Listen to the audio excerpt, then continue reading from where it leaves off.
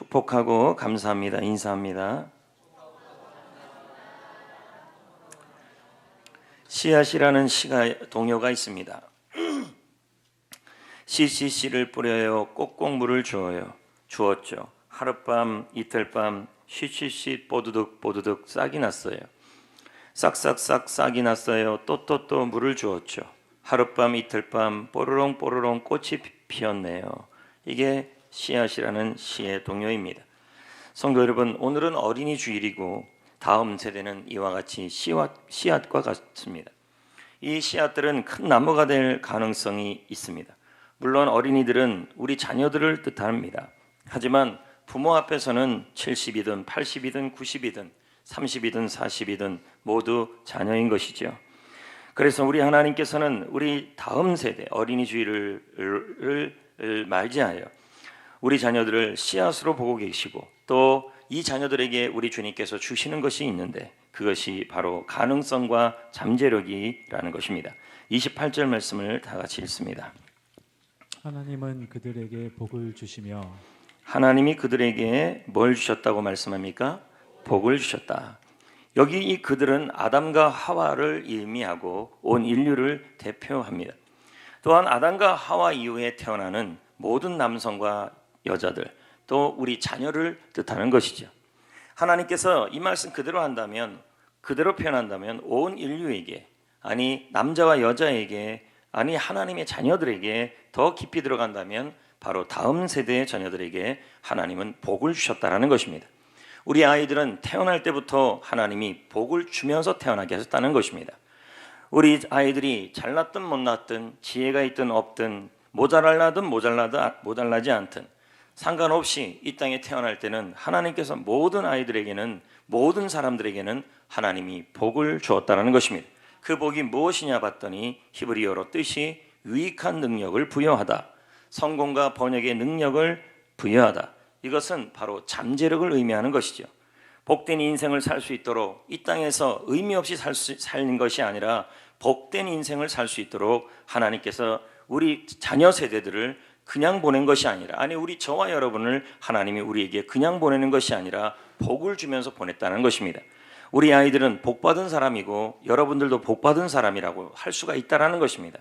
우리는 복받은 것이 없다라고 우리 아이들은 복받은 것이 없다라고 말할 수 있겠지만 우리 아이들은 이미 태어날 때부터 하나님의 복을 주었다고 말씀하고 있습니다. 그것이 무엇이냐? 바로 복된 인생, 능력 있는 인생을 꽃피울 수 있는 가능성과 잠재력이라는 것을 부여받았다는 것입니다.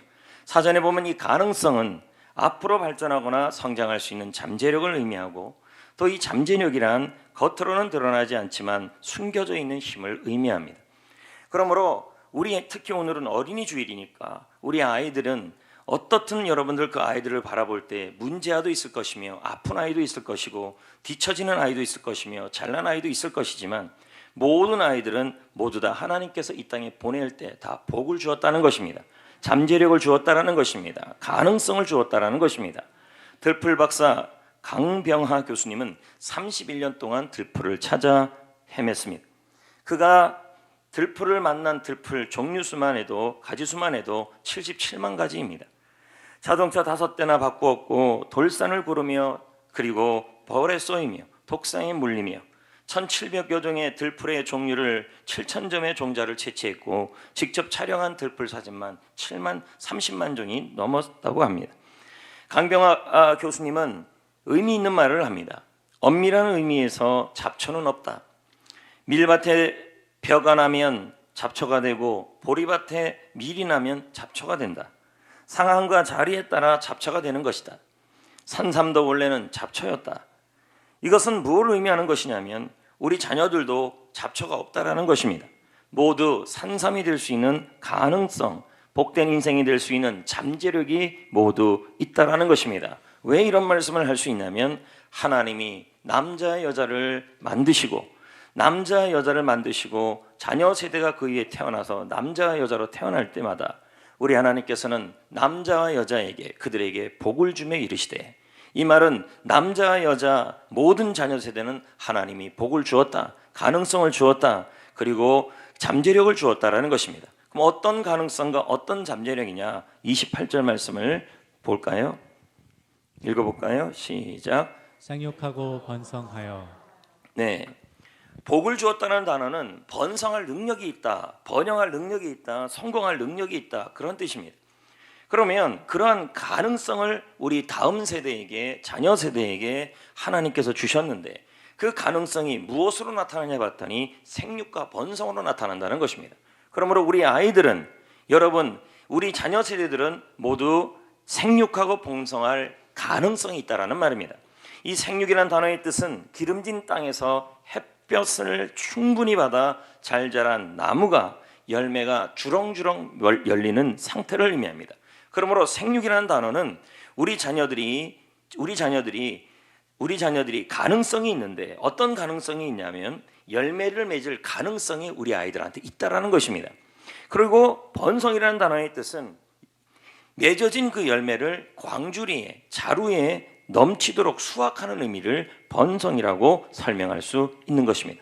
이 말은 생육하고 번성한다, 나무가 자라서 열매가 맺히고 그 열매가 강주리에 들어가면 결국 가장 먼저 혜택을 볼 사람은 본인 자신이라는 것입니다. 그러므로 우리 아이들은, 우리 자녀 세대는 모두 한 것 없이 하나님이 복을 주셨는데, 가능성을 주었는데 나무가 되고 열매를 맺고 그 열매를 광주리에 받아서 자신이 먹을 수 있는 복된 인생을 살 수 있는, 자신에게 유익이 될 수 있는 열매를 거둘 수 있는 가능성이 태어날 때부터 하나님이 모두 주었다라는 것입니다. 잘났든 못났든입니다. 근데 여기서 끝이 아니죠. 그 가능성은 28절에 뭐로 나타나냐면, 자, 읽어볼까요? 시작. 하나님이 그들에게 땅에 충만하라, 땅을 정복하라, 바다의 물고기와 하늘의 새와 땅에 움직이는 모든 생물을 다스리라 하시니라. 네, 각 모든 우리 자녀 세대들은 태어날 때부터, 남자와 여자로 태어날 때부터 하나님은 복을 주었다는 거죠. 이 자리에 있는 우리 아이들, 손주 손녀부터 시작하여 10대, 20대, 30대, 40대, 50대, 60대 부모 앞에서는 모두 다 자녀들 아니겠습니까? 모든 사람들은, 자녀 세대들은, 다음 세대는 이 땅에 태어날 때 하나님께서 다 복을 주고 태어났다는 거예요. 그래서 태어날 때 나는 복받지 못했다는 말 할 수가 없다는 거예요. 그 복이 뭐냐? 바로 생육할 가능성, 번성할 가능성, 충만할 가능성, 정복할 가능성, 영향력, 다스릴 수 있는 가능성이 모두 하나님이 능력을 주었다는 것입니다. 그래서 우리 아이들은 그렇게 될 수 있고 여러분들도 그렇게 될 수 있는데, 여기서 이 충만이라는 단어는 만족할 상태로 풍부해지는 것이고, 정복이라는 단어는 여러 것을 삶의 터전으로 삶아 세상의 환경에 영향력을 미치는 것이며, 다스린다라는 말은 영향력을 주는데 선한 영향력을 미치는 것을 뜻하는 것이죠. 여러분, 우리는 다니엘이라는 사람을 성경에서 압니다. 그는 바벨론이라는 나라의 포로민으로 잡혀갔죠. 하지만 포로민으로 잡혀갔지만 그는 막강한 나라에서 너무도 미약한 소년이었습니다. 세상 사람들이 이 소년을 바라볼 때 어떤 잠재력과 가능성이 볼 수 있겠습니까?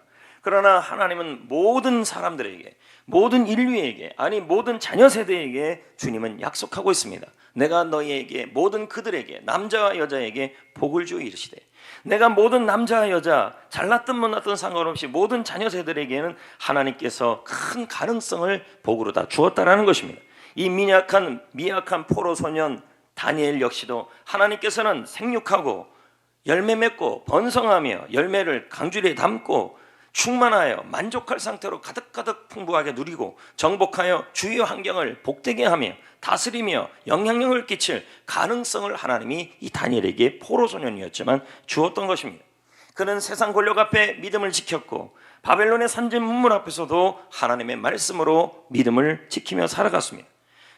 하나님은 그의 잠재력이 열매가 되게 하여 주셨고, 생육하고 번성하고 충만하고 정복하고 다스리는, 세상을 변화시키는 사람이 되도록 만들어 갔습니다. 당시 박사들보다 다니엘의 지혜가 10배나 더 높았다고 말합니다. 다니엘은 남들이 풀 수 없는 일들을 풀었고 왕의 꿈도 해석해내었습니다. 나중에는 그 나라, 바벨론 나라의 셋째 통치자가 되었습니다. 그리고 그 시대에 그 나라에 바로 선한 영향력을 끼치는 그 가능성이 열매를 맺은 사람이 되었죠. 성도 여러분, 다니엘의 지혜는 당시 사람들과 비교가 될 수 없었다고 성경은 말합니다. 그의 지혜가 어디서 나왔을까요? 많이 공부하고 밤을 새워가며 공부하며 노력해서 얻은 것일까요? 물론 공부 열심히 해야 합니다. 그러나 여러분, 다니엘의 지혜는 공부를 통해서만 온 것이 아니라 하나님을 경외하면서 생겼습니다. 잠언 1장 7절을 말씀을 읽어보겠습니다. 읽어봅니다. 시작.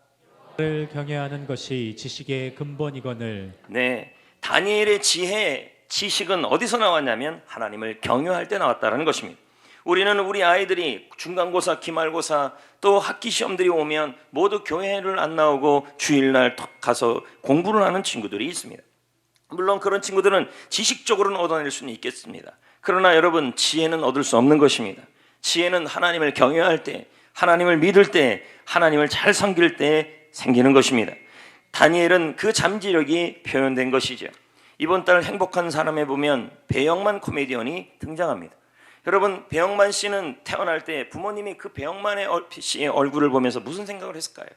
얘는 밥을 먹고 살아갈 수 있을까? 이 아이는 세상에 선한 영향력을 끼칠 수 있을까? 이 아이가 세상에 번성하며 축복하며 충만하며 환경을 변화시킬 수 있는 사람이 될 수 있을까? 그런 생각은 못했을 것입니다. 왜냐하면 워낙 못생겼기 때문인 것이죠. 여러분, 배영만 씨가 어떻게 코미디언이 되었습니까? 코미디언이 되려고 된 것이 아니라 자기 친구 만나러 방송국에 갔다가 경비하시는 사람이 그 얼굴을 보더니 너무 못생겼으니까 차라리 요즘 코미디언들은 못생겨도 될 수 있으니까 코미디언이 되어봐라. 그 못생긴 얼굴 덕분에 그는 코미디언이 되었습니다. 그 후에 예수님을 믿게 됐고 도박빚에 힘든 일을 겪고, 그리고 자신의 둘째 딸인지 첫째 딸이 사고로 세상을 떠나게 되죠. 그가 그때 신앙적 시리를 경험합니다. 내가 주님을 믿고 나아가는데 왜 내 둘째 딸이 이렇게 죽어야 하는가?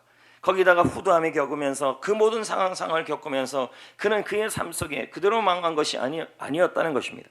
그는 그 후에 변화되었고 신학을 공부하고 선교사와 전도사가 되어 그는 세상에서 가능성이, 하나님이 그에게 주신 가능성은 생육하라, 번성하라, 충만하라, 정복하라, 다스려라. 이 말은 자신이 변화받고 자신이 풍성해져서 세상 사람들에게 영향력을 끼치는 사람이 되라는 것이 하나님이 사람을 보낸 복이고 가능성이었습니다. 그 얼굴로 우리는 그럽니다. 그 얼굴로, 저 못생긴 얼굴로 무슨 가능성이 있는가?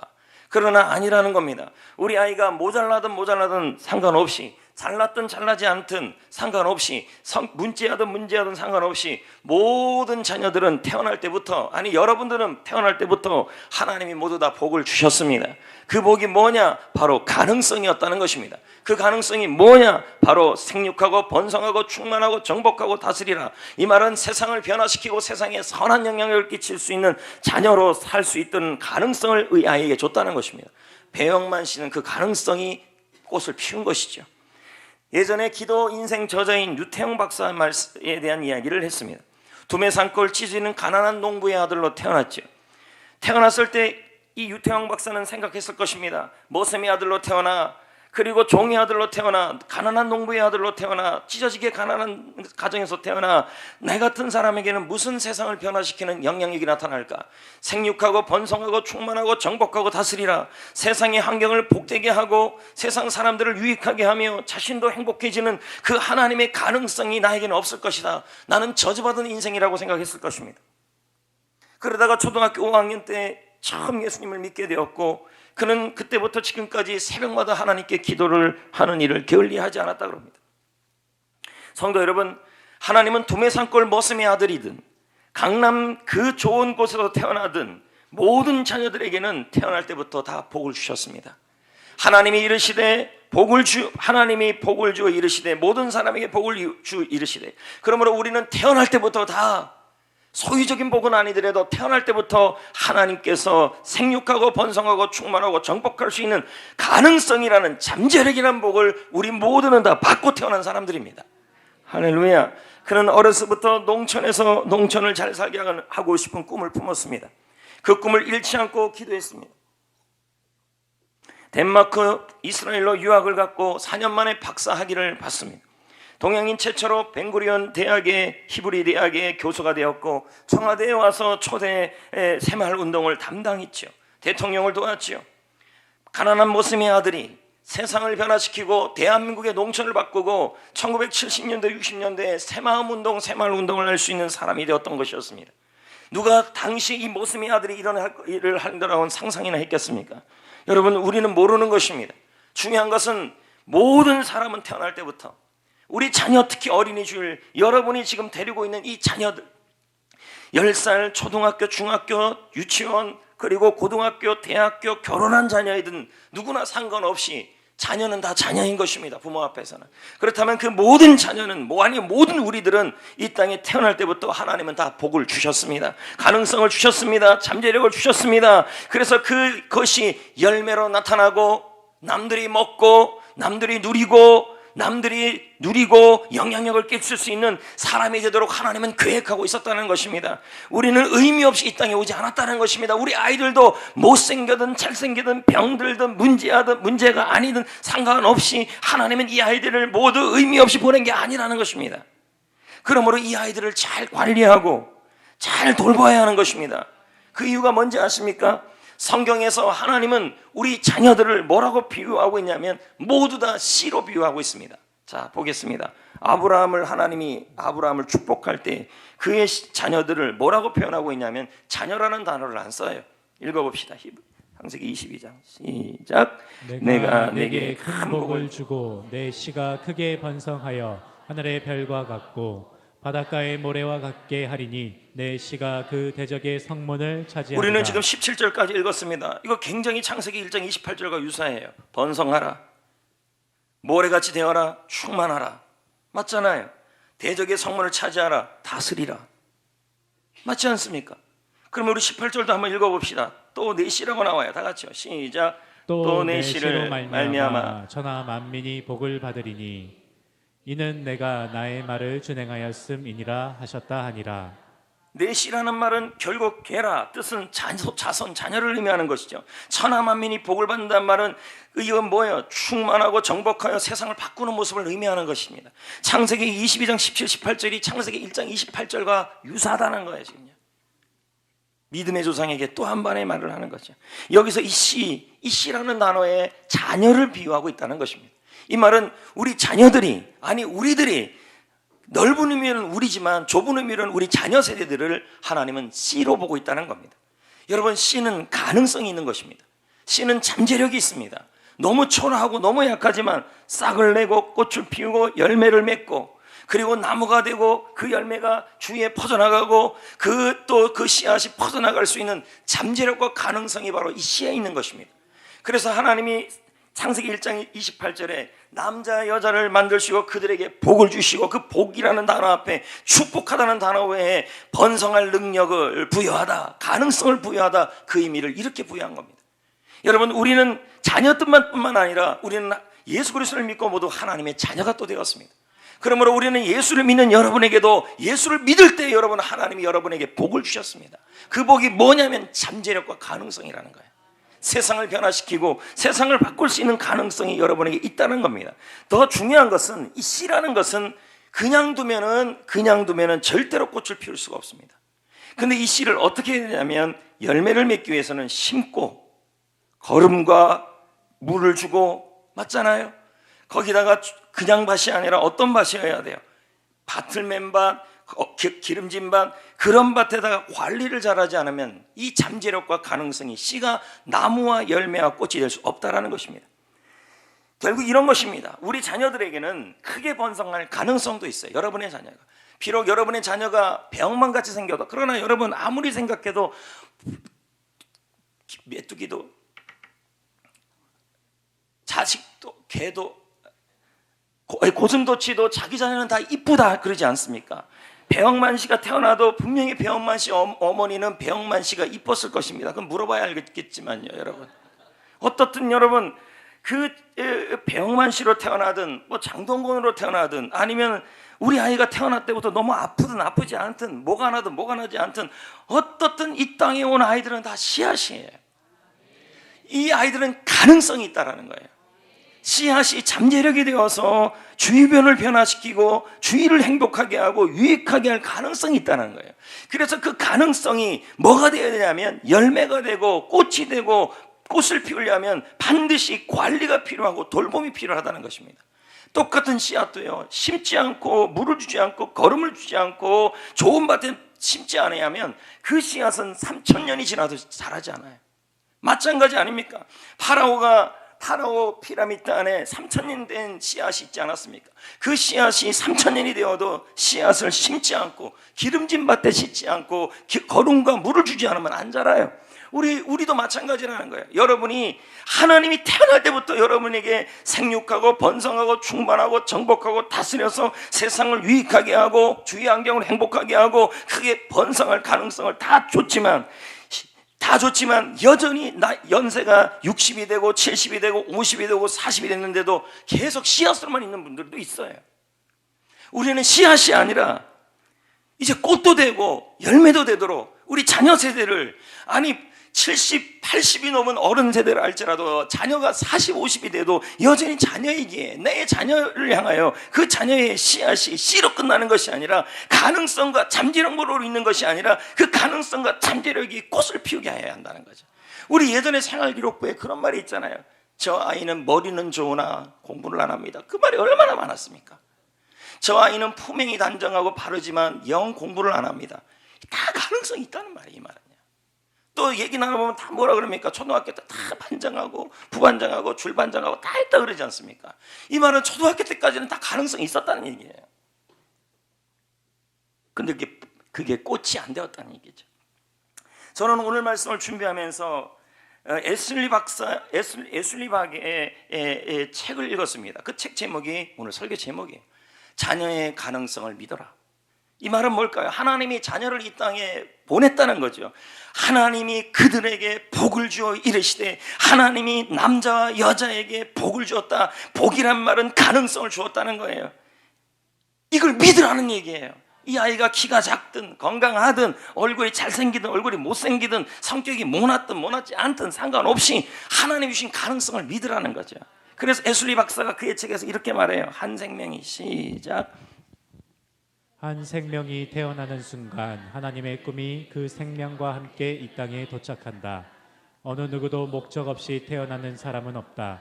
의미 없이 왔다가 그저 사라져야 하는 인생도 없다. 지금 여러분이 자녀 세대든 아니면은 부모 세대든 상관없이 이 땅에 오는 즉시 여러분은 의미 없이 목적 없이 이 땅에 온 게 아니라는 거죠.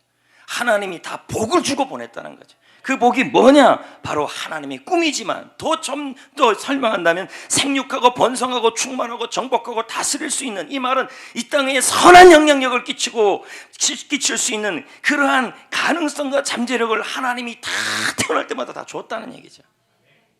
문제는 그 씨앗이 꽃이 피우지 않는다는 게 문제였다는 거죠. 그래서 오늘 말씀을 통하여 어떻게 하면 나의 자녀의 가능성이, 어떻게 하면 여러분 스스로 자녀가 있든 없든 상관없이 나의 가능성이 열매가 될 수 있냐는 거죠. 그게 오늘 본문에서 답을 찾아야 돼요. 창세기 1장 28절은 제가 생각하기에는 교육학과 자녀교육의 핵심 구절이라고 생각합니다. 왜요? 하나님이 자녀가 태어나고 사람이 태어났을 때 가장 먼저 어떻게 하면 자녀를 잘 키울 수 있을지 나타나는, 물론 이 구절이 하나님의 꿈에 대한 구절이기도 하지만 교육학적 입장에서 본다면 어떻게 하면 자녀가 씨앗인데 그 씨앗이라는 가능성이 생육해서 번성해서 충만해서 정복해서 다스리는 단계까지 갈 수 있는지를 설명하는 구절이 28절에 나와요. 답은 뭐냐는 거죠. 역시 하나님이 28절에 그들에게 복을 주며 이어요. 이 복이라는 단어가 아까 저는 뭐라 그랬습니까? 번성할 능력, 생육할 능력, 잠재력을 하나님이 부여했다는 의미였어요. 맞잖아요. 근데 이 복이라는 단어가 그것만 있는 게 아니라는 말이에요. 그럼 뭐예요? 이 바라크라는 단어는 뜻은 뭐냐면 축복하다는 뜻이에요. 그 뜻도 들어있어요. 그럼 뭐예요? 아이의 가능성, 나의 가능성, 나의 잠재력, 하나님의 꿈이 발아하고 꽃을 피우고 선한 영향력을 끼치고 다스리고 정복하는 사람이 되도록 하기 위해서는 뭐가 필요하냐면 부모가 축복을 해야 된다는 말이고 우리가 축복을 해야 된다는 말이에요. 축복의 말 얘기하는 거죠. 자, 계속 볼까요? 제가 아까 그 비유를 설명했잖아요. 아브라함 얘기를 들으면서 하나님도 자녀를 향하여 말하기를 내 씨, 제라라고 표현했잖아요. 내 씨가 바다의 모래와 하늘의 별과 같이 많아질 것이다. 번성 아닙니까? 내 씨가 원수의 대적의 문에서 차지하게 될 것이다. 정복 아닙니까? 다스리는 거 아닙니까? 씨라는 말은 가능성이 있다는 말, 그렇게 될 가능성이에요. 근데 그렇게 되려면 뭐예요? 이 씨앗이 이대로 있으면 안 되고 이 씨앗이 자라도록 필요한 것이 있는데 그 복이라는 단어에 뭐가 있냐면 그 씨앗을 향하여 축복을 하라는 말이에요. 그 축복이라는 말이 비유적으로 설명한다면 씨앗이 잘 자라려면 물을 주고 거름을 줘야 되는 거 아닙니까? 그렇죠? 그 물과 거름의 역할이 뭐냐면 축복이라는 거라는 거예요. 박현숙 씨는 그의 책에서 자녀 교육에 대한 책이죠. 이렇게 말합니다. 읽어볼까요? 시작. 자녀를 잘 키우기 위해서 똑똑한 엄마나 뛰어난 아빠가 되지 않아도 된다. 자녀를 따뜻하게 축복하는 부모이면 충분하다. 이 말은 무슨 말이냐면 자녀 잘 키우려고 유아교육학과를 전공하고 자녀 잘 키우려고 교대를 나오고 하면 좋겠죠. 그러나 그래도 좀 낫겠죠. 근데 굳이 그럴 이유는 없다는 것입니다. 창세기 1장 28절을 얘기한다면 축복하는 부모이면 충분하다는 거죠. 왜요? 축복이 거름과 물의 역할을 하기 때문이라는 거죠. 유대인들은 매주 금요일에 온 가족이 함께 모여 식사를 합니다. 이 식사 시간을 히브리어로 에랍 사밧이라고 표현합니다. 뭐 하는 거냐면 이건 유대인의 전통인데 이때 제일 중요한 인물이 엄마가 아니에요. 그럼 누구냐면 아버지예요. 아버지가 하는 역할이 뭔데요? 이 시간에 식사를 하는 이 식탁 아래에서 제일 먼저 유대인 아버지가 하는 일이 있어요. 그게 축복하는 일이에요. 누구를 축복하는 줄 아십니까? 누구를 먼저 축복할 것 같아요, 여러분? 아니에요. 아내부터 축복을 해요. 그럼 어떤 아내는 굉장히 드세잖아요. 뭘 축복해? 축복은 이 베이비야 뭐 이렇게 할 수 있지 않습니까? 근데 여기서 유대인들은 절대 그러지 않아요. 유대인 아버지가 먼저 아내를 먼저 축복을 해요. 그리고 나서 하는 일이 뭐냐면 자녀 한 명 한 명을 돌아가면서 축복을 하는데 이때 축복이 하는 게 민수기 말씀이에요. 제사장의 축복. 제가 축복에 관련된 언어에 관련된 자녀 교육에 대한 책들을 읽어보면 읽어볼수록 거의 유사해요. 거의 똑같이 민수기 말씀이에요. 그러면서 말하면 여호와는 너에게 복을 주시며 여호와는 너를 지키시기를 원합니다. 네 문장이에요. 딱이에요. 여호와는 너에게 은혜 주시기를 원하며 여호와는 너에게 평강 주시기를 원합니다. 부인한테도 축복하고 또 본인도 자기 아버지는 아버지 스스로가 해요. 하나님은 권준호를 복을 주기를 원하며 뭐 하여튼 그래요. 그렇게 해요. 그러면서 그러는 것을 돌아가면서 하고 한다는 것입니다. 물론 여러분 우리 자녀들을 바라볼 때 여러분들 어머니 아버지의 눈에 잘 안 차요. 찬다는 건 진짜 이건 기적 같은 일 중에 안 나올까 말까 거의 눈에 안 차요. 건강이 모자라고 집중력이 모자라고 키가 안 자라고 지혜가 모자라고 성격이 모자라고 건강이 모자라고 체력이 부족하고 외모가 부족하고 성장이 늦고 언어 능력이 떨어지고 집중력이 떨어지고 이런 거 바라볼 때마다 부모는 답답해요. 그러나 이때 중요한 것은 이렇게 모자란다 할지라도 모든 자녀는 태어날 때부터 하나님이 복을 줬다는 거죠. 가능성을 줬다는 거예요. 외모가 부족한 대로, 건강이 부족한 대로, 체력이 부족한 대로, 머리가 안 좋으면 안 좋은 대로 다 부족하다는 것입니다. 네, 그렇다고요. 근데 여러분 그런데 우리가 하나 기억해야 될 게 뭐냐면 우리 아이가 좀 모자라고 우리 자녀들이 좀 여러 가지가 좀 부족해도 괜찮다는 것입니다. 왜 그러냐면 하나님께서 어떤 씨앗은 좀 부족한 씨앗도 있고 좀 잘난 씨앗도 있겠죠. 그럼에도 불구하고 주님의 원리는 항상 동일해요. 약함 중에 강함이 되시고 모자람 중에 그리스도의 능력이 임해요. 그게 핵심이라는 거죠. 부족한 사람도 얼마든지 하나님이 그 가능성을 쓸 수 있다는 거예요. 어떻게 해요? 축복이라니까요. 하나님이 그들에게 복을 주어 이르시되 하나님이 그들에게 먼저 주신 것은 잠재력을 주었다는 거예요. 오늘 우리 성도님들도 마찬가지예요. 여기 있는 성도님들 중에서 하나님께서 우리 성도님들 중에서 영혼을 통하여 생육하고 번성하고 충만하고 정복하고 다스릴 가능성을 예수 믿고 하나님의 자녀가 되는 그때에 다 복을 주셨어요. 가능성. 근데 어떤 성도는 그 가능성이 열매가 되는 사람이 있고 어떤 사람은 하늘나라 갈 때까지 그냥 가능성으로만 있는 사람도 있다는 거죠. 씨앗으로만. 그 원리가 뭐냐면 지금 28절을 통해서 본다면 축복이라는 거예요. 하나님이 그들에게 복을 주어 이르시되 하나님이 그들에게 가능성을 주어 이르시되 하나님이 그들에게 그 가능성이 뭐입니까? 그 가능성이 정말 생육해지려면 뭐 하라는 거예요? 축복을 하라고 설명하고 있는 거예요. 그래 그 이름 말합니다. 다 같이 한번 읽어볼까요? 시작. 아버지가 없으면 제가 읽어요. 아버지가 자녀를 축복하는 말은 일종의 예언적 성격이 있다. 그래서 성인이 된 자녀들은 아버지가 매주 축복하고 예언한 대로 정확히 이루며 살아간다. 이 크레이크 힐이라는 사람이 쓴 책이 있어요. 그게 축복 언어라는 책인데, 이 책에 보면은 이 크레이크 힐이 보니까 아버지가 자녀를 축복했던 말이 예언적 성격이 있다는 거예요. 그리고 보니까 이렇게 시간을 지나서 보니까 이 자녀들이 이 축복을 듣고 난 자녀들이 나중에 그 예언대로 그 아버지의 말대로 축복대로 이루어진 것이 너무 많았다는 것이에요. 그러니까 제가 창세기 1장 28절이 다른 게 아니라는 거죠. 하나님이 그들에게 복을 주, 하나님 우리 아이들에게 우리들에게 가능성을 주고 씨앗이 되게 하셨는데, 그 씨앗이 정말로 생육하고 번성하고 충만하고 정복하고 다스려주려면 우리가 축복해야 된다는 말이 그 말이에요. 게리 스몰스의 언어에 보면요, 축복의 언어라는 책에 보면요, 만약에 자녀가 축복의 언어를 받지 못하고 자라나면 이런 현상이 일어난대요. 읽어볼까요? 시작. 사랑관계를 오래 지속하지 못한다. 두려움과 불안 등 감정적 눌림이 있다. 성인이 되어도 부모에 대해 의존적이다. 사람을 믿지 못해 외롭게 살아간다. 각종 중독에 빠지게 된다. 이게 축복, 그러니까 뭐예요? 가능성만 있는 거지. 그러니까 70 나이, 60 나이, 50 나이 다 그런 건 아니겠지만, 이 부모의 축복을 받지 못하고 자란 사람들은 나이가 50이 되든 40이 되든 여전히 씨앗 상태예요. 그러니까 뭐예요? 의존적이죠. 씨앗은 계속 의존적인 거예요. 의존적이죠. 외롭죠. 불안하죠. 후하면 날아가죠. 그래서 축복이 중요하다는 거죠. 그러므로 아이들을 축복하라는 거예요. 축복 언어라는 책에 보면은 3단계를 얘기해요. 1단계는 어떻게 축복하냐, 우리 아이들을. 1단계는 의미 있는 신체 접촉을 통해 축복하라 그래요. 그럼 의미 있는 신체 접촉은 뭐냐? 무릎에 앉히거나 안수하거나 안아주면서 하는 거죠. 2단계가 있어요. 왜 안 나와요? 2단계가 있어요. 2단계는 말로 축복을 하라.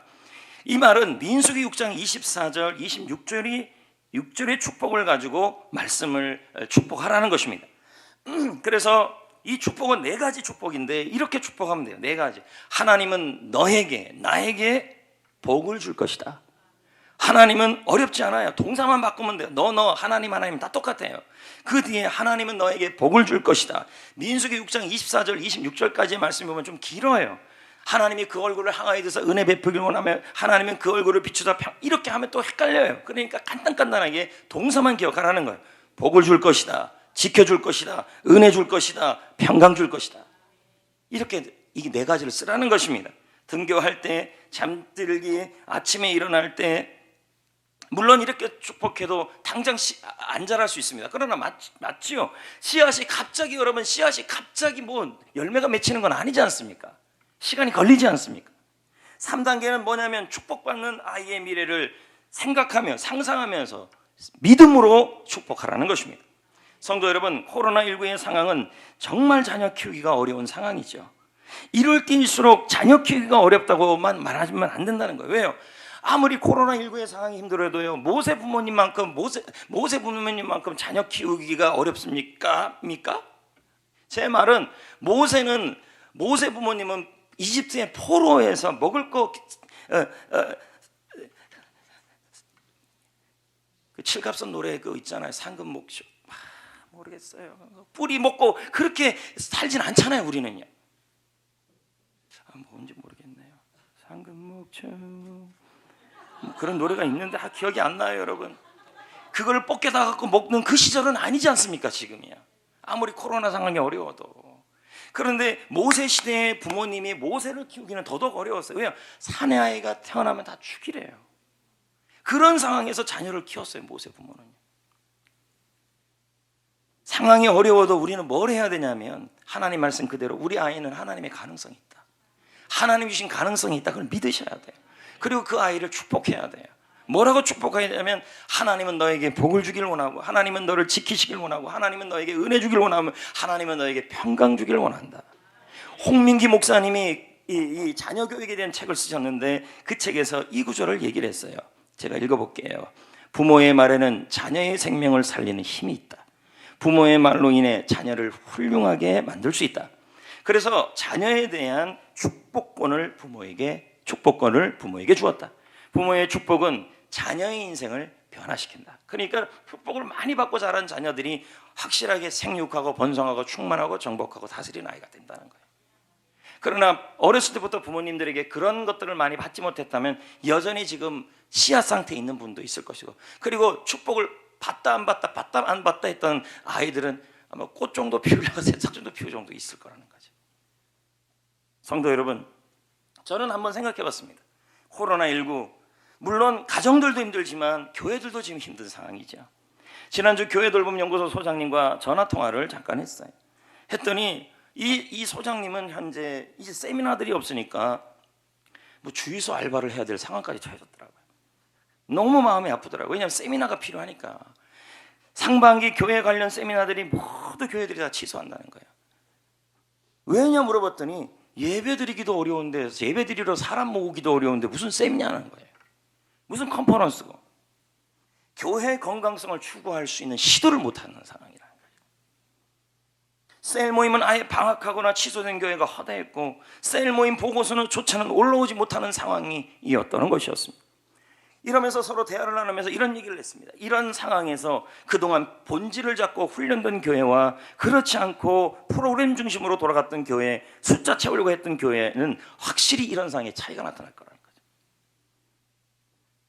다행히 우리 교회는 셀 방학이나 전도나 또 본질을 붙잡고 왔기에 지금 물론 여러분들 우리가 모임은 못하더라도 셀원들을 관심 갖고 또 그들에게 양육을 하면서 기도해주는 그러한 모습이 있다. 일반적 교회는 지금 리더들이나 이런 분들이 이것 자체를 다 손 놨어요.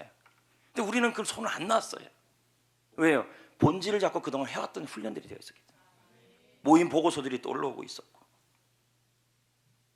여러분, 그렇다면 한번 보자고요. 하나님께서 그들에게 이르시되, 이 그들이라는 단어는 분명히 남자와 여자, 온 인류, 자녀 세대도 포함하지만 따지고 보면 여러분 하나님의 자녀가 된 성도들의 모임 공동체인 교회도 될 수 있을 것입니다.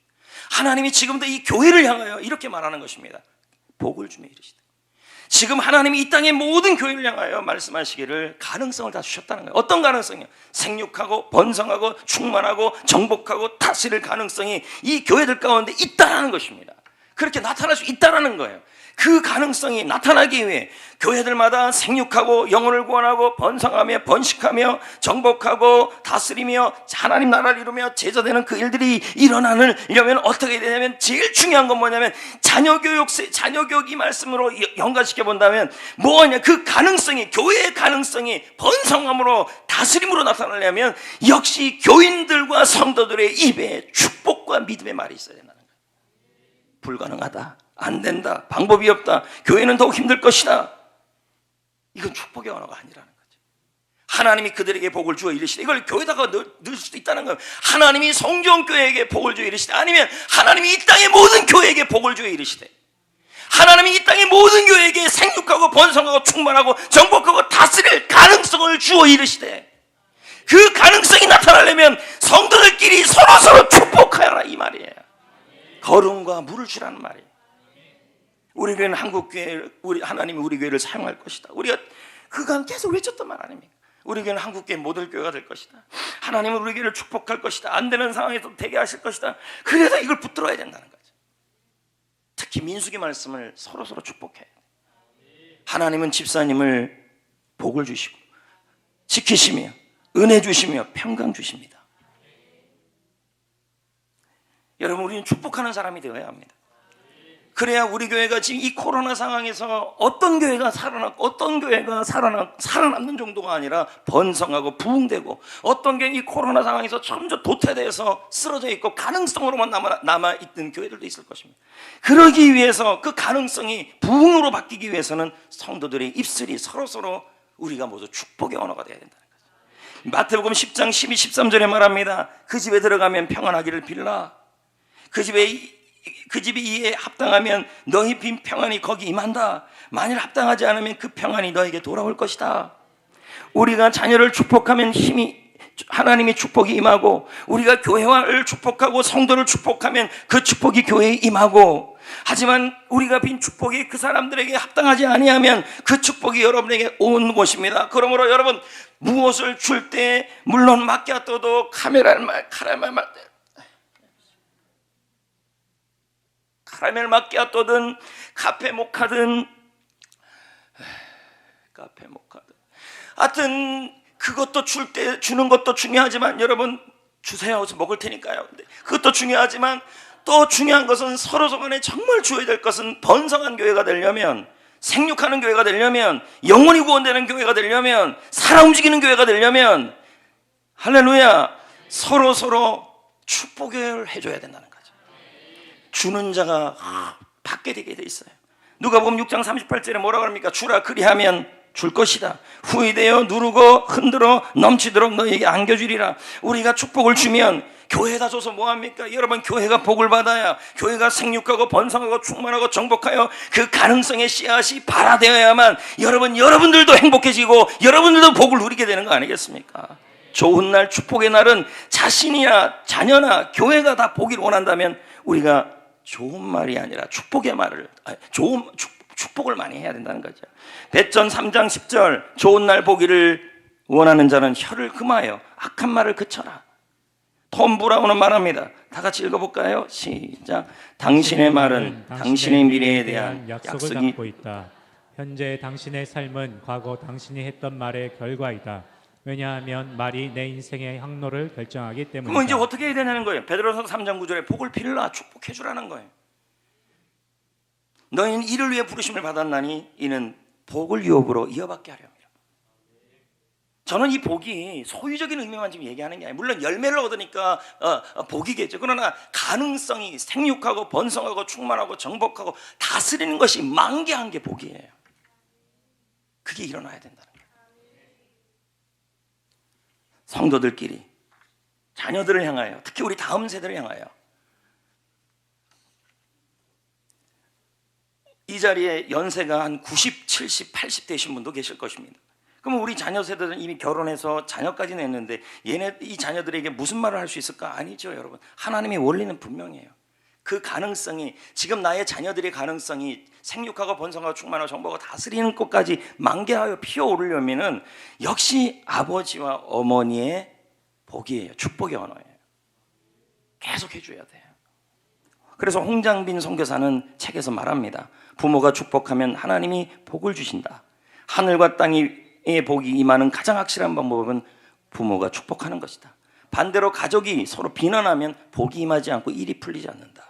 이렇게 나오고 있지 않습니까? 여러분, 한번 정리해 봅시다. 자, 자녀는 씨앗이고 씨앗은 가능성이 있어요. 그래서 그 찬양이 틀린 게 아니에요. 당신은 사랑받기 위해 태어났다. 당신은 복받기 위해 태어났다. 태어날 때부터 복을 받았어요. 우리는요. 가능성을 받았다는 거죠.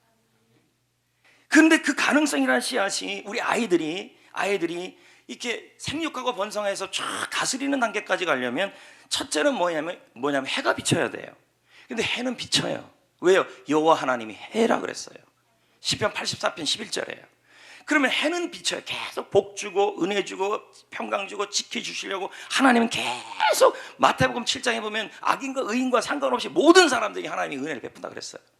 그런데 문제는 그 아이들에게, 우리에게, 우리 교회에게 씨앗이라는 우리 자녀 세대의 씨앗이 잘 자라려면 먼저는 뭐 해야 되면 심겨야 돼요. 어디에다가요? 항무지에요? 기름지 밭이어야 돼요. 그럼요. 기름지 밭에 심고 그다음 뭘 줘야 돼요? 물과 거름이죠. 기름은 큰일 납니다. 물과 거름이에요. 그럼 물과 거름이 뭐예요? 성경의 원리 그대로 갑니다. 뭐 교육학 다 내려놓고요. 물과 거름은 뭐예요? 축복이에요. 그러면 그럼 심을 때 항무지에다 심는 게 나아요? 기름진 밭에 심어야 돼요. 그 기름진 밭이 어디냐면 바로 부모님의 믿음 생활이에요. 볼래요?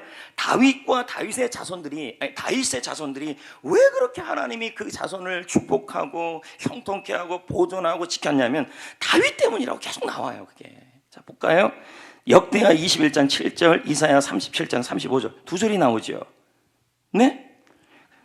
역대하 21장 7절은 빼고 이사야 것만 읽읍시다. 대저 내가 시작. 대저 내가 나를 위하여 내 종 다윗을 위하여 이 성을 보호하며 구원하리라 하셨나이다 하니라. 왜 이사야서에 다윗의 후손들을 하나님이 왕들을 지키려고 했느냐는 거예요. 이유는 딱 하나라는 거예요. 다윗의 믿음 생활 때문이에요. 기름진 밭이에요. 여러분, 제가 아까 서두에 그런 얘기 했잖아요. 시편 84편 11절에 여호와 하나님은 해라 그랬어요. 하나님은 해 비추고 해가 아무리 비춰도요, 밭에 항무지에 씨앗이 심겨지면 안 자라요. 기름진 밭에 심겨야지. 교회도 마찬가지예요. 하나님이 우리 교회에 부흥을 주고 생육과 번성하게 하려 그래. 그러면 우리 교회 성도들이 다 씨앗이에요. 그러면 우리 교회 성도들의 씨앗이 막 만개하려면요, 성도들의 믿음이 기름져야 돼요. 건강해야 된다는 얘기죠. 부모님의 믿음도 마찬가지예요. 부모님의 믿음이 자녀들에게 기름진 밭이 되어야 돼요. 그럴 때 그것이 뭐가 돼요? 부모의 축복은 거름이 돼요. 근데 부모님이 믿음 생활이 기름지지 않아요. 그리고 그러지 않는데 축복만 자꾸 장창해요. 그러면 그것도 안 돼요. 여러분, 그러면 씨가 죽어요. 상식적으로 생각해 봅시다. 항무지에다가 씨앗을 넣는데, 갈지도 않고 확 넣는데 여기다가 거름 집어넣고 물을 확 꼴깍 하면요, 떠내려가 버려요. 부모님의 믿음 생활이 기름져야 된다니까요. 아멘. 여러분, 모세라는 사람을 모세의 부모가 잘 키울 수 있었고, 그 모세가 나중에 생육하고 번성하고 충만하고 정복하여 이스라엘 다스리는 구원자가 되었던 것은 그 밭이 좋아서 그래요. 모세라는 사람의 밭도 문제가 아니라 그 부모님 요게벳과 요새의 아버지 어머니의 믿음이 굉장히 기름졌어요. 볼래요? 히브리서 11장 23절 읽어봅시다. 믿음으로 모세가 났을 때 그의 부모가 아름다운 아이를 여러분, 보고, 이러면 또 이러겠죠. 고슴도치도 자기 자식이 이뻐서 그렇게 보인 거. 이 의미가 주석적 해석에 보면 그게 아니라 믿음으로 자기 자녀를 키웠다는 말이에요. 이게요. 석 달 동안 숨기고 키워냈다는 거죠. 부모님의 믿음 생활이 중요한 거예요. 여러분, 우리 교회에서 신앙생활하는 여러분들 믿음 생활 참 잘하고 계시죠. 근데 이제 코로나19 이제 생활 방역 쪽으로 갔잖아요. 이제 여러분 다시 예배 회복하시고, 믿음 회복하시고, 기도 회복하시고, 전도 회복하시고, 믿음 생활이 나의 자녀를 위해, 내 자녀라는 가능성을 잘 키워낼 수 있는 여러분 근거예요. 할렐루야. 우리 교회도 마찬가지고, 우리 교회는 다음 세대를 축복하는 교회이지입니다. 어린이 꿈축제와 어린이집도 운영하고 있죠. 올해는 코로나19로 어린이 꿈축제를 할 수 없는 여건이 되었어요. 시장님 쪽에서 연락이 왔어요. 하나 안 하나 꿈축제. 그래서 제가 못한다 그랬죠.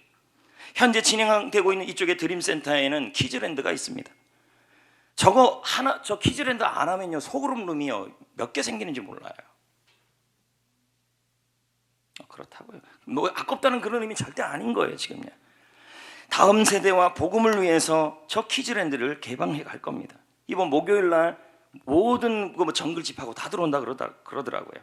그렇다고 해서 저 키즈랜드를 시도 때도 없이 아무나 이용한다면 이게 또 원칙이 없는 거죠.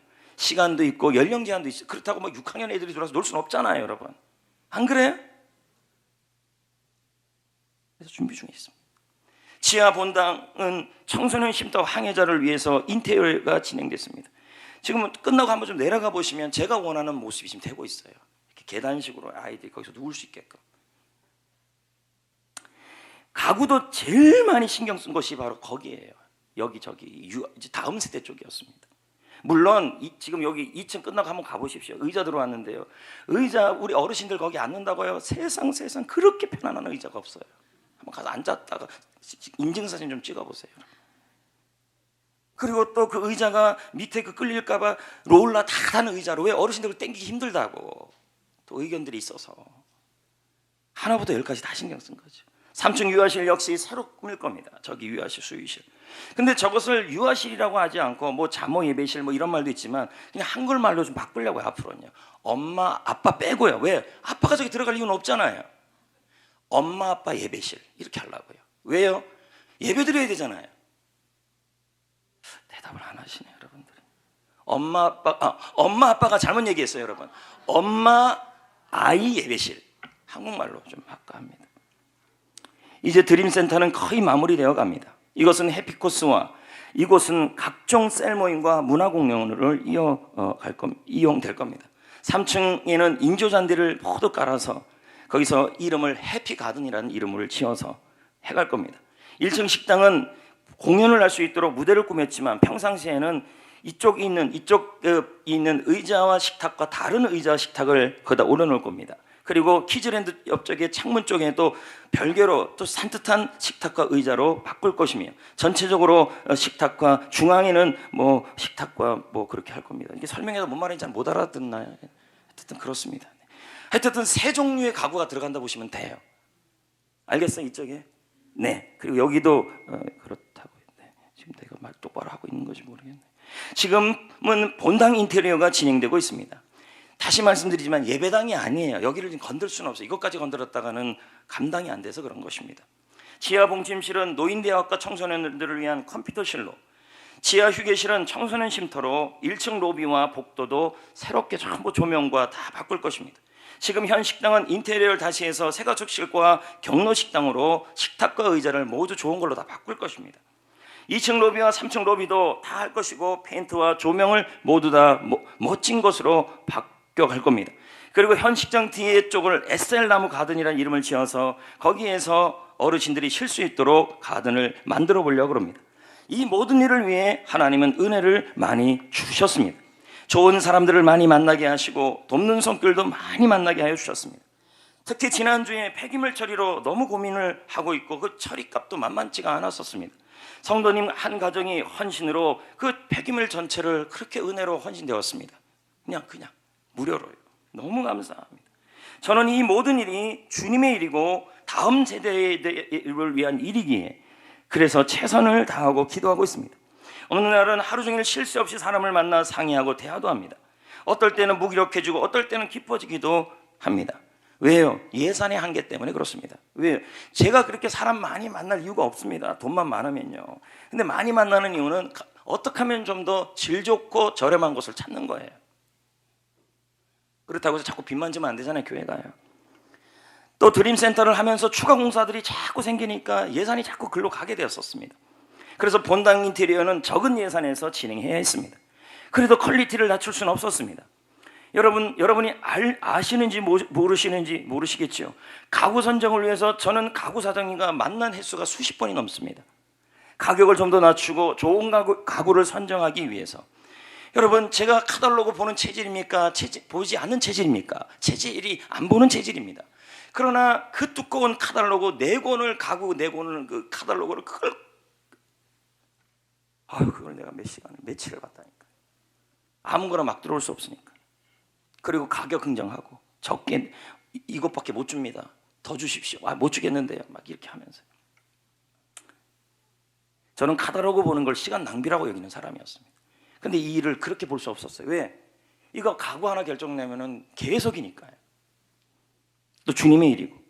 어제 토크룸에 가구가 들어왔고 이번 주 목요일부터 토요일까지 드림센터 가구 전체가 들어옵니다. 이제 꽉꽉 차면 너무 멋있어서 여러분들 까무러칠 겁니다. 너무너무 좋을 것 같아요. 한 엘리베이터마다 모두 다 현대적 감각의 스툴들이 다 있습니다. 거기 앉아서 엘리베이터 기다리라고요.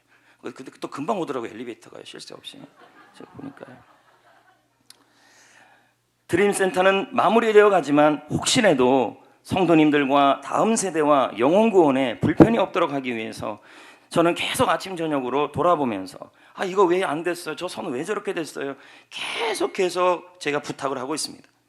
또한 본당 인테리어 작업이 시작하면서 매일 팀장님과 대화하며 페인트색, 조명, 문 그리고 그런 것들을 계속 나누면서 그러면서 저는 이렇게 말합니다. 바로 결정해달라 그러면 하루만 시간 달라고 기도해보고 결정하겠다. 의견들 좀 들어보겠다. 이렇게 하면서 결정을 해가고 있습니다. 물론 예산의 한계가 있지만 우리 주님께서는 여기까지 오게 하셨습니다. 특히 많은 목사님들이 마치 자신의 교회 일처럼 우리 교회 일을 도왔습니다. 이번에요. 저는 생각을 해봤습니다. 어떤 목사님은 대전에서부터 지하에 그 습기 타고 가습기가 자꾸 돌아가니까 그걸 해결할 방법을 늘 고민했는데 어떤 목사님이 그걸 써보면서 한 30분간 페인트 간증을 얼마나 하는지 그래서 그 얘기를 듣고 이 목사님 왜 이렇게 저한테 간증을 할까? 그리고 그 해당 목사님께 전화를 했더니 대전에서 그 다음날 그 첨가제를 사가지고 왔어요. 갖고 왔어요. 지하에 바르라고. 그거 바르면 뽀송뽀송해진다는 거예요. 이게 자기 교회도 아닌데 왜 대전에서 여기까지 왔지? 저는 그 생각을 한 거예요. 어떤 목사님은 관련된 많은 일들에 대해서 직접 성전교회를 여러 번 와가지고 이렇게 알려주고 저렇게 알려주고 어떤 목사님은 지금 저 후문이 없잖아요. 저 후문에 대해서 제가 고민하니까 이렇게 해라. 이쪽에 지금 드림센터 쪽에 계단 쪽에 설명을 못 하겠어요. 그 계단 쪽에 그 위에가 그냥 검은 걸로 돼 있잖아요. 지금요. 가보세요. 오늘 끝나고 좀요. 그걸 저는 또 그냥 볼 수 없어요. 마음이 계속 왜요? 그 위에다가 그 원목으로 이쁘게 하면 3층까지 올라가면 얼마나 이쁠까? 그거 고민하는데 알아보니까 또 비싸다 그러고 못한다, 한다, 안 한다, 한다. 알아보니까 제가 직접 가갖고 얘기하면 또 싸게 해준다. 그 다음 주 가려고 했다 거기를. 해야 될 거 아닙니까? 바가 너무 지금 생철로 돼 있는데요. 근데 그걸 자기 일처럼 도와주더라는 거예요. 그게 다. 제가 너무 이상해서 왜 이렇게까지 이번에 성전교회를 이 목사님들이 주위에서 이렇게 도와줄까? 마치 자기 교회 일 같지. 그리고 제가 기도를 다 해봤다니까요. 그랬더니 하나님이 저에게 이런 마음을 주더라고요. 너와 성전교회와 성도들이 다른 교회와 선교사님들을 도울 때 이렇게 도왔다는 거예요. 마치 자기 교회처럼. 그게 제 마음에 감동이 오더라고요. 피곤한 예로 서리에 교회를 이전하는 목사님을 위해서 교회에서 강단을 해주고, 그리고 이 가구 집사님하고 흥정할 때 제가 그 교회 목사님 얘기를 했어요. 그 목사님 서재에 책꽂이가 없어요. 그 교회 지금 식당에 식탁이 없어요. 우리 교회 거 주려니까 너무 헐어요. 집사님 그냥 공짜로 주면 안 돼요. 내가 이 말을 다 했다니까요. 마치 우리 교회처럼. 그 집사님이 어제 그 교회 목사님한테 책꽂이 싹 갖다 줬어요. 공짜로요. 다. 식탁까지 그냥 주고요. 그리고 제가 그 목사님 낙심할까봐 찾아가서 밥 사줬어요. 여러 번을. 계속 신경 써주고. 그 목사님이 저한테 눈물 날라 그러는지 모르지. 눈물 날라 그래요. 아직 안 났어요. 그 목사님이 저한테 그래요. 새벽에 기도할 때마다 성전교회가 가장 먼저래요. 기도 제목이. 너무 고맙다. 이 은혜를 어떻게 갚냐는 거지. 저는 이거가 이유라고 생각이 들더라고요. 마치 이게 자기 교회처럼 우리 교회가 도왔다는 거예요. 그 힘들 때, 제가 그 입장이라면 그렇게 힘들 때 신경 써주고, 여러분 그 교회 스피커, 앰프, 우리 교회 그 옛날에 쓰던 여기 JBL 있잖아요. 그거 싹 깨끗하게 고쳐가지고 싹 다 갖다 줬어요. 손해가 아니라 제가 업자들 만나고 가격 흥정할 때 오히려 그 이상을 깎았어요. 깎아지는 은혜가 일어났어요. 손해가 절대 아니더라는 거죠. 하나 예를 더 들어볼게요. 왜 하나님이 이번 중축에 이렇게 돈도 없는 우리 교회를 향하여 이렇게 더 많은 분들이 도와주게 했냐는 거죠. 지난주에 네팔에서 연락 왔다 그랬잖아요. 카트만두 비제교회. 이 교회는 과거 왕실 인척이었던 브라만, 카스트 제도의 제일 위쪽에 있었던 브라만 제사장이 예수 믿은 교회예요. 제사장님이 세운 교회 2005년에. 그러니까 브라만이 예수를 믿게 됐으니까 그냥 두겠어요? 가족들이 이 비제타 교회 목사님을 얼마나 핍박을 했겠습니까? 그럼에도 불구하고 교회를 세우고 지역을 세우고 이웃을 섬기는 교회가 이 비제타 교회 승리교회였습니다. 그런데 최근에 네팔에 코로나가 일어났잖아요. 사람들이 일을 못하고 굶어 죽어가고 있는데 이 비제타 교회가 2주 동안에 교회 모든 재정을 통틀어서 싹싹 긁어다가 그 지역에 있는 42가정을 도운 거예요. 이제 더 돕고 싶은데 50가정이 넘었는데 더 돕고 싶은데 도울 방법이 없어서 한국에다 긴급 요청이 온 거죠. 그것도 우리 교회를 향하여. 우리나라 같으면 나라가 도와주지만 네팔은 그런 상황이 안 되는 거 아닙니까? 그래서 보니까 한 달에 한 가정이 한 달 생계 기본 식재료가 제가 그랬지 우리나라 돈으로 33,000원, 3만 원이에요. 그럼 뭐 사냐 봤더니 그 3만 원으로 쌀 30kg, 콩 5kg, 식용유 2kg, 소금, 부자재 한 패키지를 산다는 거예요. 3만 원 갖고요. 그래서 지난주에 교회는 재정부와 선교부와 얘기해서 네팔을 돕기 위해 52가정 비용을 보냈어요. 그래서 비제타 교회에서 저한테 메시지가 왔어요. 영어로 읽어도 돼요? I received the money. 난 돈을 받았다. And 그리고 I already 이미 계속 다 해주잖아요. gave money. 돈을 줬다. To the grocery store. 식료품 가게. 40 패키지. 벌써 40바구니를 가지고 사용했다. Thank you for very much. very much. 감사하다. 이 메시지가 왔어요. 너무 고맙다. 그리고 나서 제가 지난 한 주를 그냥 교회 성경헌금으로 그냥 보냈는데 어떤 가정이 저를 찾아와서 감동을 그러니까 여러분 이 얘기를 들을 때 전 여러분 상황을 다 알아요. 지금에 뭐 헌금하기도 힘들고 섬기기도 힘들고 마이너스 통장 붙잡고 살아가는 분도 있을 거예요. 근데 이거를 여러분 부담감으로 듣지 말고 그분들은 또 그분들 감동으로 한 거니까요. 그래서 그걸 들고 와서 섬기겠다는 거예요. 그래서 봤더니 그 헌금을 봤더니 보내고 좀 남아요. 그래서 제가 다시 네팔을 못해요. 교수님한테 전화를 했어요. 근데 교수님이 그러더라고요. 네팔에 지금 선교사님 부부가 있는데 정진모, 김인혜 선교사님이 계시다는 거예요. 근데 이분이 네팔 빈민가 사역을 한대요. 그래서 모르는데 제 마음에 무슨 마음이 들었냐면 이분들이 한국을 들어가고 싶은데 코로나 때문에 비행편도 없고 선교 사역을 후원하는 교회가 다 끊겼다는 거예요. 7월에는 한국을 들어올 수 있는데 생활비하고 사역비가 없다는 거예요. 그럼 제가 만약에 그 입장이라면 얼마나 힘들까? 그 생각이 들더라고요. 그래서 제가 그러면 그분 기도를 해보겠다 그랬어요. 그분들이 준 돈 남은 거 하고 교회에서 조금 더 보태가지고 한 100만 원 정도 드리면 어떨까라는 지금 기도를 하고 있는 거예요. 제가요. 그것만 있으면 살아날 것 같다는 거예요. 그분들이. 교회가 다 끊겼다는 거죠. 제가 생각을 해봤다는 거예요. 왜 하나님이 우리 교회에 많은 목사님들이 또 많은 분들이 자기 교회 일처럼 이렇게 도왔냐는 거예요. 저는 이것 때문이라고. 우리 교회가 이렇게 섬겼기 때문에.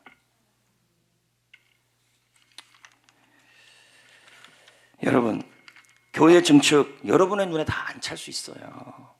충분히 이해가 돼요. 근데 여러분, 저는 디자이너 전공도 안 했고 저는 전문가도 아니잖아요. 그러나 중요한 건 교회를 사랑하는 마음으로 최선을 정말 다하고 있습니다. 적은 물질로 어떻게 하면 좀 더 낫게 할까 연구하고, 예? 자, 사실 저는 목회와 제자 훈련만 해도 시간이 없어요. 그럼에도 불구하고 이 코로나 덕분에, 죄송합니다, 이 코로나 덕분이라고 그러면 안 되잖아요. 제가 시간이 생겼는데 그 시간을 지금 여기에 지금 올인하고 있는 거예요. 주님의 일이고 다음 세대를 위한 일이고 생명을 위한 일이고, 이때 필요한 것은 서로 좀 응원하고, 아까 제가 그랬잖아요. 교회의 가능성은 하나님이 주셨다. 근데 그것이 생육하고 번성하게 나타나려면 서로 관심을 갖고 축복을 해주고 서로 간에 그게 좀 필요하다는 거죠. 여러분, 이 교회는, 우리 성전교회는 우리 교회라는 걸 좀 잊지 마시고, 본당, 드림센터, 비전센터, 오늘 주보에 셀별 청소구역, 담당 구역별 개인 청소 명단, 드림센터까지 다시 다 넣어놨어요. 이 말은 이제부터 금주보다 해달라는 얘기예요. 드림센터도요. 여러분은 안 하면 이제 다른 사람들이 2배, 3배를 해야 되는 거죠. 제가 정말 하나 더 부탁드립니다. 드림센터 본당 공사가 청소가 필요하고 수리가 필요하고 그럴 때가 있어요. 그럴 때 여러분, 교회에서 좀 부탁할 때 우리 기쁜 마음으로 축복하면서 하자는 거죠. 그걸 제가 부탁을 드립니다.